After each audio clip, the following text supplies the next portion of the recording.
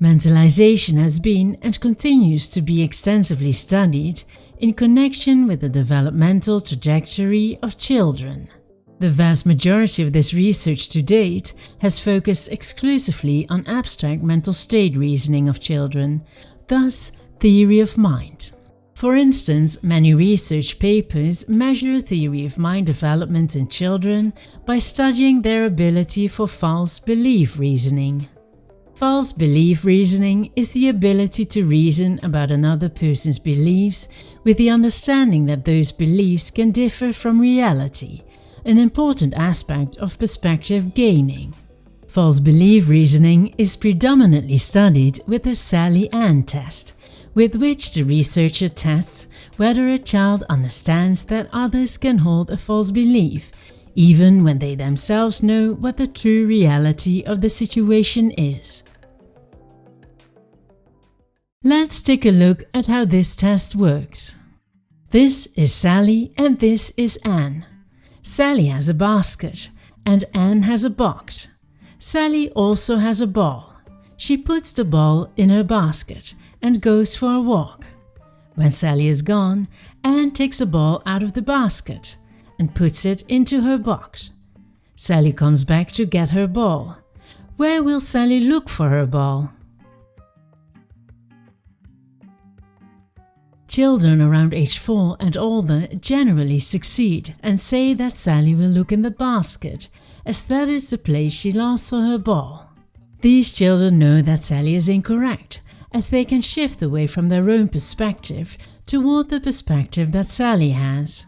Younger children fail the test by pointing at the box when the researcher asks where Sally will look for her ball.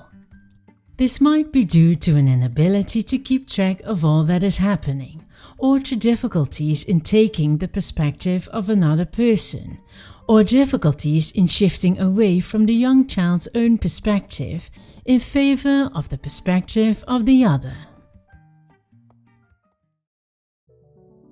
Research on mentalization has expanded beyond the study of early childhood development. Scholars in the field of artificial intelligence are conducting extensive research into how computers and humanoid robots can be programmed to mentalize about humans. Alan Matheson Turing, one of the founders of artificial intelligence, was the first to ask the question, "Can machines think?" Turing introduced an imitation game, which became known as the Turing test, to test whether artificial intelligence can equal human intelligence. This game involves a test subject who communicates through a teleprompter with two agents in another room. One agent is a human being and the other is a computer. The test subject asks both agents questions and the agents have to answer those questions. When the computer passes the Turing test, it means that it has tricked the test subject into believing that it is a human. The ability to deceive others by altering their belief state requires insight into their minds. In other words, the ability to mentalize about humans is imperative for computers and humanoid robots to pass the Turing test. Here you see an example of a recent Turing test we are all familiar with, except in this case we need to prove that the computer is dealing with a human being. Scientists in the field of game theory are particularly interested in the strategic aspects of mentalization. Game theory focuses on interactive decision-making, where cooperative or competitive behavioral strategies of participants jointly determine an outcome that affects all of them. This field of research also studies strategies of cheaters and their use of mentalizing abilities to manipulate and deceive others, a focus area that is also heavily researched by forensic psychologists in the field of investigative and forensic interviewing.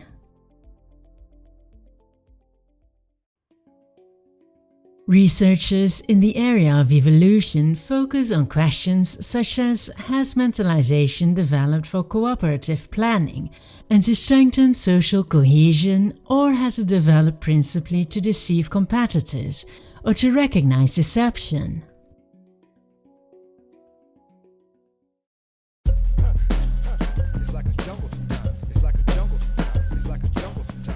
To place mentalization in an evolutionary context, scientists primarily use behavioral theories based on research with primates. Humans, however, have distinct capabilities, for instance the use of language and mental time travel, which is the capacity to project oneself into scenarios in the past, alternative scenarios in the present, or future scenarios. Ape-like species, such as chimpanzees and bonobos, display signs of having a theory of mind. However, this might be more in terms of perception goal inferences. They might just look at the object another primate is showing interest in and predict behavior without a consideration of what the other is thinking about. Do primates have a theory of mind? Results of scientific studies are still inconclusive.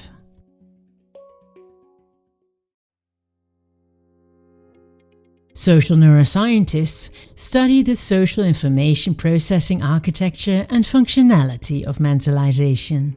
Neurological research on mentalization shows that the ability to mentalize encompasses a variety of cognitive processes that have been developed at different times, over millions of years, and for a variety of reasons. These processes have had different developmental trajectories. Some neural system elements implicated in mentalization are part of systems that developed earlier in our evolution, while other elements belong to more recently developed neural architectures. Neurological research also helps to indicate which other cognitive subsystems are essential for the ability to mentalize. There is, for example, evidence to believe that the development of mentalization abilities, especially at the higher levels, is associated with language development in humans. Neurological studies have found that neural networks implicated in theory of mind reasoning and those responsible for language are closely linked. Studies in the social sciences have indicated, for example, that young children must possess an understanding of mental state words such as think and believe before they can make theory of mind inferences. Exposure to language helps children to become familiar with the various mental states and perspectives of others. Other research proposes that the interface between language and theory of mind is bidirectional. Additionally, neurological research corroborates that mentalization depends not only on social processes and language, but also on our capacity for cognitive control and cognitive flexibility. Many studies have found correlations between people's mentalizing abilities and their performance on a variety of tests that measure executive functioning. Executive functions comprise a set of cognitive processes, especially involved in abilities such as attention, working memory, and response inhibition. Sharing of attention with others, for instance, is a hallmark of mentalization. Our ability to respond appropriately to others on the basis of their mental states rather than our own is mediated through the cognitive control and flexibility we exercise with the use of our executive functions. Cognitive control and flexibility are particularly important in complex social situations that require the highest level of mentalization. Our neurological systems involved in affective states and the regulation of those states have also been associated with our ability to mentalize. Research indicates that high levels of stress, boredom, or fight, flight, and freeze states significantly interfere with our capacity to mentalize. Neurological insight, in addition to making it possible to map the neurological architecture and functionality of our mentalization efforts, are also critical to understanding discrepancies in the mentalizing abilities of different people. These research outcomes add valuable information to studies conducted by scholars in other fields, such as psychopathology and social, gender, and cross-cultural psychology, who try to explain categorical differences in mentalizing abilities. To illustrate, individuals with autism spectrum disorder are profoundly impaired in attributing mental state. These impairments in mental state attribution were defined by Simon Baron-Cohen as the mind blindness theory of autism.